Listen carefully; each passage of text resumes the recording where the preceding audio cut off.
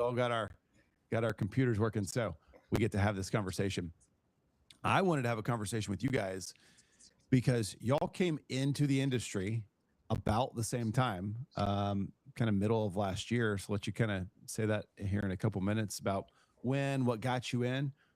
But I really want to dive in and make this impactful for somebody who's considering getting into the industry and the things that you now know. Because there's a lot of things that maybe we could read in a book, but hearing it right out of the horse's mouth, while you're 6, 7 months in, is just a different experience. So, Dylan, I'll kick to you first. Quickly, what got you in, and how long you've been here? I started real estate, I think it was August 1st, actually, of last year. Um, so I was working at kind of a corporate job, and then unfortunately, um, they were going to close down and shut the doors there. So I was just searching for what my next move was going to be, and I thought real estate was always something that I was interested in. So I figured I'd take the leap. I thought corporate jobs were completely secure and they never went away. You might think That's what so. they tell us.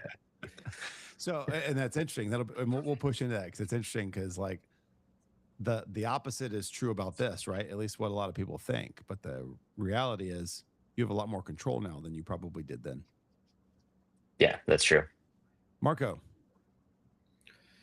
I started, well, I got my license, I'd say a year ago or 14 months ago. And I started practicing real estate with someone that was in another city. And I thought it was a good idea because we had a similar mindset. But then once I realized that what I really needed was somewhere to go in person and a team that would like support me, especially in that first couple of years, I immediately started looking and found the best place for me. And it's been 6 or so months since. Very cool. So my question for both you, him Marco first, is what is something you now know that you didn't know then? And you could reflect back from 14 months ago or 6 months ago, but what is that thing that you're sitting here, 6 months in an active position, kind of doing the daily grind? What is something that maybe was a surprise or something that would be helpful to have known at that point? Well, I think the first like thing that I thought was obvious, but I guess to many people that look at real estate isn't, is the idea that people look at real estate as like, oh, I can make all this money, and it because you see social media and you see realtors living lavish lives, but that's not realistic, especially for the first couple of years. You're getting in there, you're making the calls, you're networking, you're doing the work, and you might not see your first paycheck if you're lucky for maybe like the first like 2 3 months, maybe 6 months, maybe a year. So it's like not being so hungry for the money at the beginning, just being hungry to do the work and build a network at first. That's impactful, dude. I think being hungry to do the work is a thing that never goes away, even when it gets good, right? It's like you still got to have that enjoyment and desire to do great at the work and not focus on the outcomes. So that's really good. Dylan. Uh, for me, well, one, I totally agree with Marco. But the other thing for me was I just didn't realize how involved I'd be in every transaction. We're almost like little project managers, coordinating with lenders, coordinating with you know inspections, sometimes HOAs. It's just like there's so much that happens behind the scenes to get something to the closing table, and um, I just didn't realize how involved I'd be in that process. Interesting. Yeah, you're a little project manager, playing a salesperson as well, right? So it's like you got to Yeah. keep the prospecting arm on. What what of that part of the process, were you more or less surprised that you had to be that prospecting and building relationships and being on the sales end of this was so involved. Was there an expectation that, kind of the phone would just ring? Like, did you come with that false expectation, or have you been surprised? Um, I've been surprised. I mean, it's a little bit of both. I am lucky to have a pretty good a circle of people around me who trust me and that have allowed me to walk them through the process. But at the same time, when I was first getting started, it was just making calls every day and just doing anything I could to kind of get some business in. And it was just calling old leads and getting in the pond and doing the work. So it was a pretty good amount of both. But yeah, it is a lot more work than I think a lot of people think. Marco? I mean, I always knew that real estate, like probably a majority of it is sales, is generating leads, putting yourself out there, calling or meeting people in person. But the the level of or the amount of outreach that you have to put out is more than I originally thought. And it's also, you think you'll call someone and they'll immediately be receptive because you're a realtor and you're a professional. But to them, that means nothing. They want to save as much money as possible. They think they can do everything themselves. When in reality, you, if it's a buyer, the seller will most likely pay your commission. So the buyer's not spending money on you, but your expertise can help them so much, but they don't see that at first. So it's a lot more of a struggle of sales or calling and outreach than I initially thought. Yeah, that's fair. If you could go back to your very first day, what would you do differently than you actually did?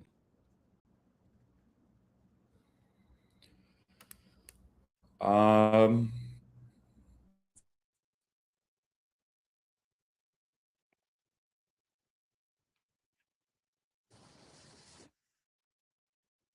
Give it a minute. Yeah. Your frozen face over here.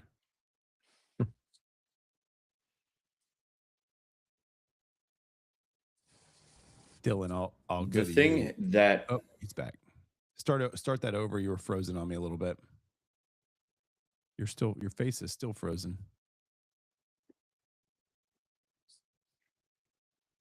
We'll let that correct. I'm just going to mute him. I can. Dylan, if you could go back to your very first day, what is something you would do differently? How you would approach things differently than you actually did? Um, for me, I think I was letting confidence get in the way of just doing the work. I wasn't sure about how to write contracts. I wasn't sure like what the whole process from a bird's eye view looked like, and that really prevented me from just doing the work and getting started. I had a team to support me to help get me through the process, but uh, I wasn't as confident just making the call or calling old leads or just trying to get an appointment set. Um, Right. and I think that hindered me a lot. And then once I kind of got past that initial hurdle, um, it just everything kind of clicked for me. I'm like, okay, I can set an appointment. I feel confident doing showings now. Right. And then I started thinking like, oh, I think I can actually do this. Everything else I can figure out later, but let's get the appointment first. How long would you say it took for you to feel like the contracts as an example? And maybe a question. Do you feel confident now? I feel a lot more confident. I still find myself reviewing contracts that I've written, but it's one of those things that the more you do it, it's just the easier it becomes. And I do feel a lot more confident now. How did you how did you balance coming in? Because I know one of the things we try and push new agents into is just practice repetitions, right? Like we can draft contracts, for fake buyers that we don't have before we're working with a real buyer that we do have. How would you frame that for somebody coming in? Like, do you think you could actually, if you could go back and do it again, knowing what you know now, could you expedite the learning and confidence building process? 100%. I think it's just taking it step by step, right?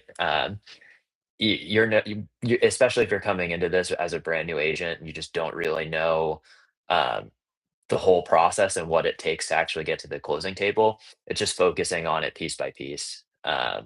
You know, first focus on getting a lead to know, like, and trust you, and then get them in the door and start showing them houses. Everything else will come, especially if you have a support system behind you, if you're part of a team. Everybody wants to see you succeed, so the rest of those pieces will fall into place. How would you, I, I guess, like rank yourself in regards of like, if you were to meet a buyer that you met today, 6 months ago, what is the, could you predict like an increase in ability to convert and work with that person and represent them well? Like, because you are a new person at this point, like you've put in time, you've put in effort, um, like, because that confidence does build with experience. So, and I think it's hard for agents to understand this, but like the beginning is hard. It's just a grind. There is a lack of confidence. There's a lack of things you don't know. There's a lack of every question comes with an answer that you don't have the answer to, and that's taxing and exhausting. But it seems like, and I feel like I watched this in your journey, is like there was this point where it was like, I get it. I get 90% of it. I still don't know everything. I don't know everything. None of us know everything. And Mhm. so, if the goal is to get to that point, what kind of advice do you give somebody brand new? They're coming in and they say, Dylan, tell me exactly what to do. I'm going to do it to a T. What advice do you give that person? Um, yeah, I mean, it kind of goes back to what I was saying, but just focus on everything piece by piece. Uh, Trying to fully understand everything that goes into real estate as a brand new agent, who doesn't really know what they're doing, trying to get a full picture and a full understanding of every single process, it's just unrealistic. I Yep. think it just needs to be focused on little bits at a time. And the first thing that you can do is, start building trust with people and building rapport. Start showing them homes, and then after you get to a point where they're considering writing an offer, then you can start focusing on that process and just little by little, and then the more you do each step, the more of a full grasp and full understanding of what you're doing um, will come. So it just takes time. Let me relate it to my kids take piano lessons. I think one of them enjoys it. And so the one that enjoys it comes home and practices. One of the other ones, we say, have you practiced today? Yeah, I practiced. And practice looks like playing this song, the simple song they know one time. He's like, I practiced. I know it. I got it. But I think a lot of times it's like, it's the repetitions of the practice. It's doing it where I heard it said, the difference in a pro golfer and an amateur golfer is that a amateur practices until they can hit the shot. A professional practices until they can't miss. And Yeah. and it seems like there's some experience in terms of what we do where you get to that point where it's like it's an utter confidence because you've done it so many times.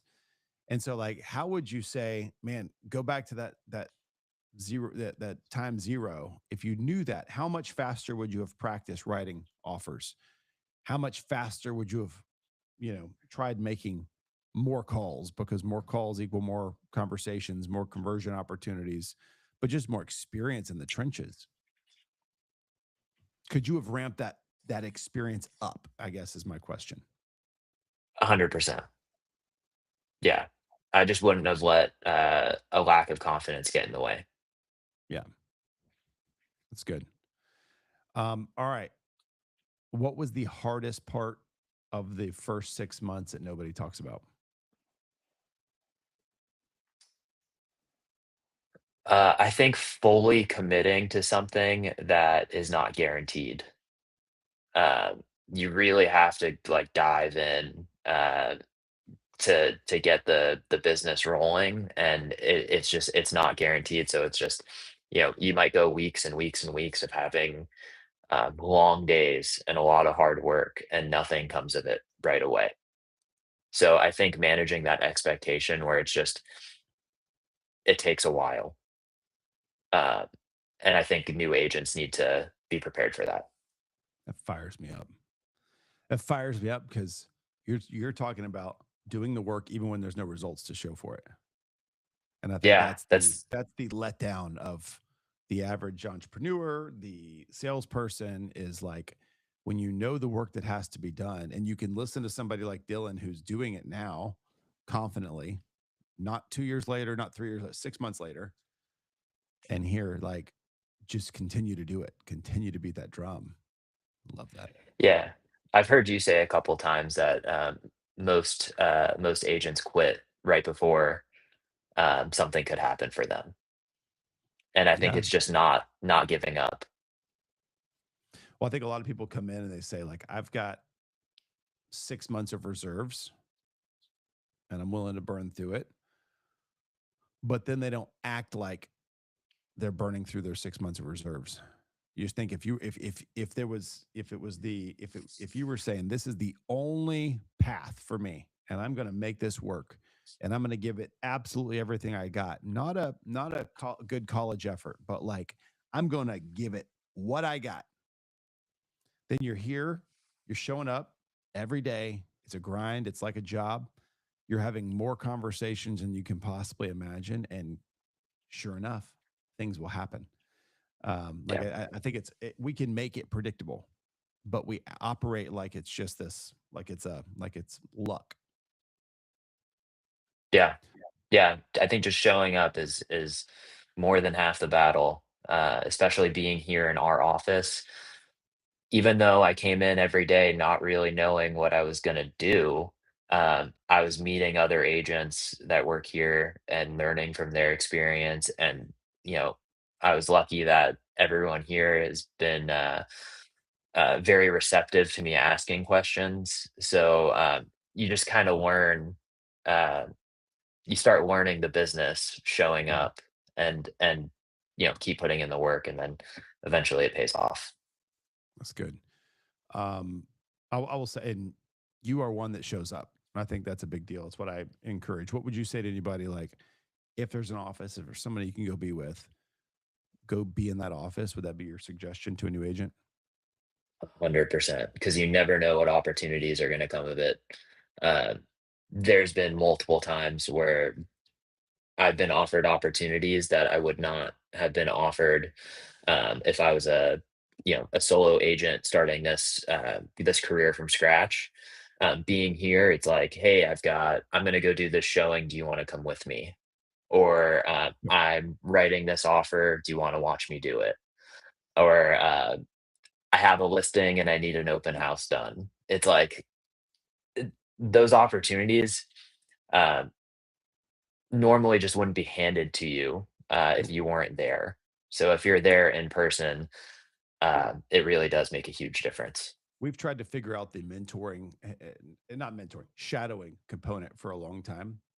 Mhm. And that's the challenge is like if someone is on the go, they've got other stuff going on, they're not here, it's hard because you don't know when somebody's going to get a listing appointment call sitting here and they've got to be there in 45 minutes. That they also need to secure that business for themselves. They're building their business. So it's not incumbent on them to call you and work out your schedule in order to set that appointment to be able to shadow. Be, Right. if you are somebody who's trying to build, you just got to be around. Like be present. Presence is the factor. Last question for you Mhm. because I feel like you're securely in this business at this point. What was the first time that you thought this might actually work? I might actually be in real estate for a long time. It's a good question. I think probably at the closing table on my first deal, um, I was sitting there like watching, my clients sign, and I was like, man, this is so crazy. It's been kind of a crazy journey to get to this point. It's like, man, maybe I can actually do this. Mm. And then once you kind of get one under your belt, you start building that confidence. Like, okay, like I have one now. Yep. Um, so to me, that was a huge confidence booster, and one of those things that made me realize, like, okay, I've seen this process all the way through now. Let's do it again. That's good. How long for you was it from to get the first person under contract and then to be sitting at the closing table? Uh, so you're talking from contract to the closing table. How long did When that you take? started, when you started, Mhm. how long till the first contract? I Roughly. started in August, so I think it was August 1st is when I started. I didn't get a deal under contract until I think mid-November or beginning of Okay. November. And then from November to closing in December or closing end of Yeah, November. either end of November or beginning of December. So August to beginning of December, effectively. Mhm. That's awesome. Yeah, That's always good for somebody to be able to have something to hold on to, is like, it is possible. And that was a rough market to jump into in the beginning of, for sure. mhm. So kudos to you, man. Thank you for doing this. It's gonna be helpful for somebody. And let's keep pressing. Now's not the time Let's we do let it. off the gas. Now's the time we push in. Yep.